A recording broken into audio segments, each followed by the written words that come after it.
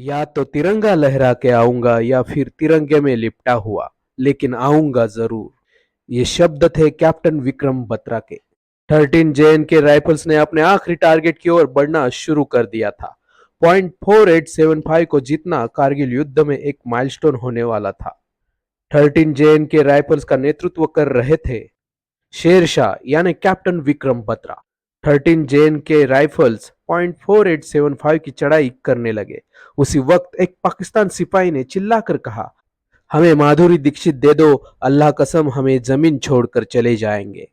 विक्रम बत्रा ने इस पर AK-47 के 2-3 राउंड फायर किए और फिर कहा, with love from Madhuri. Point 4875 पे दोनों ही तरफ से हेवी फायरिंग हो रही थी।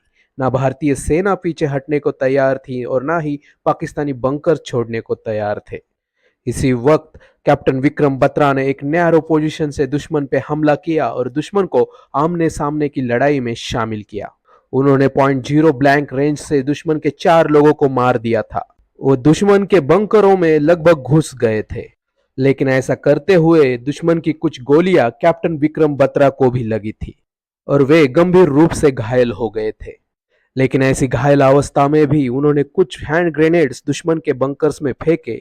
दूसरी ओर दुश्मनों द्वारा फेंके गए हैंड ग्रेनेड से विक्रम बत्रा ने अपने एक सिपाही की जान बचाई और लगभग इसके आधे घंटे बाद ही विक्रम बत्रा गंभीर रूप से घायल होने की वजह से देश के लिए शहीद हुए। लेकिन तब तक उनकी टीम ने दुश्मन के बचे हुए बंकर्स और सिपाहियों को मार गिराया था।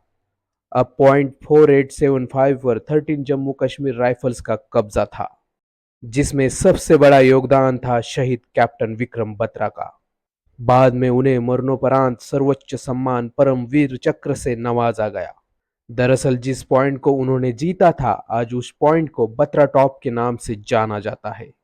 हमारा संपूर्ण भारत इंडियन आर्मी और आर्मी के हजारों जवानों को उनके बलिदान के लिए सलाम करता है। इसके बाद कैप्टन मनोज पांडे ने खालूबार सेक्टर को अपनी जान की बाजी लगाकर जीत लिया।